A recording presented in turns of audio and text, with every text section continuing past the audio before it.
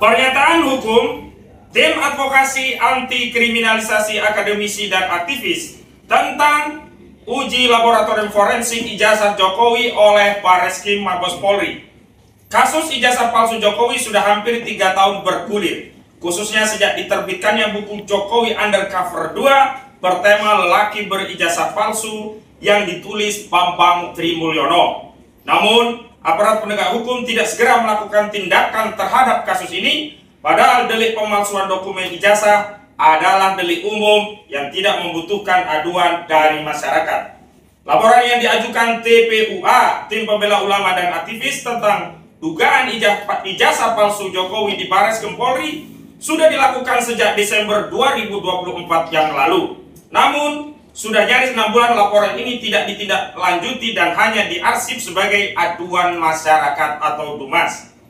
Begitu klien kami, Dr. Roy Suryo, Dr. Rismon Hasio Lansiadipat, Rizal Fadila Esa, Dr. Tifauzia Tiasuma, Kurnia Tri Royani, dan Profesor Egy Sujana SH MSI dilaporkan oleh Saudara Joko Widodo ke Polda Metro Jaya tanggal 30 April 2025.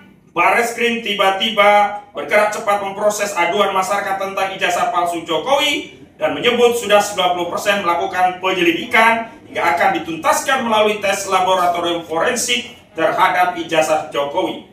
Berkenaan dengan hal itu, Tim Advokasi Anti Kriminalisasi Akademisi dan Aktivis menyatakan sikap.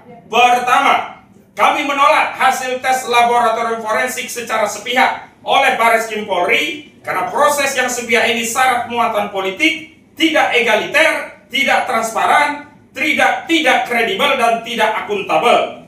Karena proses sepihak ini tidak dapat dipahami sebagai proses penegakan hukum, melainkan memiliki tendensi politik untuk menyelamatkan Jokowi melalui sebuah proses yang ujungnya patut diduga ijazah Jokowi akan dinyatakan asli. Kedua, aduan masyarakat atau DUMAS yang ditindaklanjuti dengan laporan informasi bukanlah tindakan pro justisia. Proses dalam tahapan ini hanyalah pra pemeriksaan untuk menentukan apakah aduan masyarakat layak direkomendasikan untuk dilanjutkan pada tindakan pro justisia dengan diterbitkan laporan polisi. Sehingga tindakan ini tidak atau belum masuk pada substansi dugaan tindak pidana yang dilakukan, apalagi untuk melegitimasi keabsahan sebuah dokumen ijazah Jokowi. Ketiga, karena itu kami menduga kuat ada motif penyelamatan kepentingan Jokowi sekaligus melegitimasi kriminalisasi terhadap klien kami melalui proses yang dilakukan Bareskrim Mabes Polri yang akan melakukan uji laboratorium forensik. Ujungnya diduga kuat hasil tes ijazah Jokowi akan dinyatakan identik atau asli. Laporan TPUA di Bareskrim Polri dihentikan karena tidak cukup bukti, dan proses kriminalisasi terhadap klien kami akan masif dilanjutkan dengan dalih telah ada hasil tes laboratorium forensik terhadap ijazah Jokowi. Keempat, kami hanya akan mempercayai dan menerima hasil uji laboratorium forensik terhadap ijazah Jokowi sepanjang proses tersebut melibatkan berbagai stakeholders, terlapor di Polda, akademisi, lembaga kredibel, ahli dari internasional, hingga perwakilan DPR. Intinya, kami menuntut audit forensik terhadap ijazah Jokowi melalui lembaga ad hoc yang bersifat inklusif, independen, dan kredibel.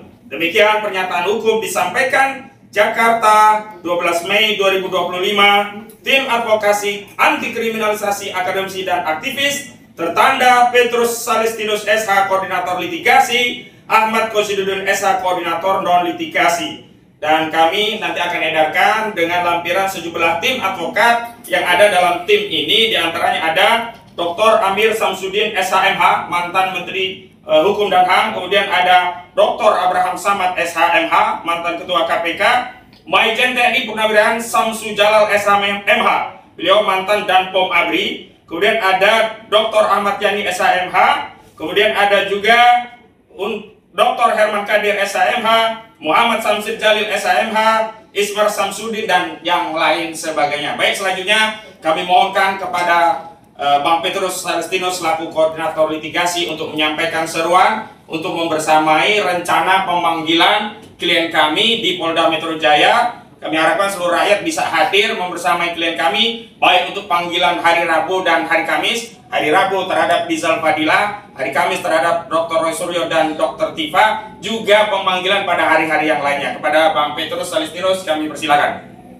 Baik, terkait dengan upaya kriminalisasi yang saat ini tengah berjalan, kami menghimbau kepada rekan-rekan advokat, para praktisi hukum, supaya kita semua bersatu memberikan dukungan kepada Mas Roy Suryo dan kawan-kawan yang saat ini menghadapi proses yang secara nyata menurut pandangan kita ini bagian dari kriminalisasi, supaya proses ini berjalan secara benar, terutama pihak Polri harus netral.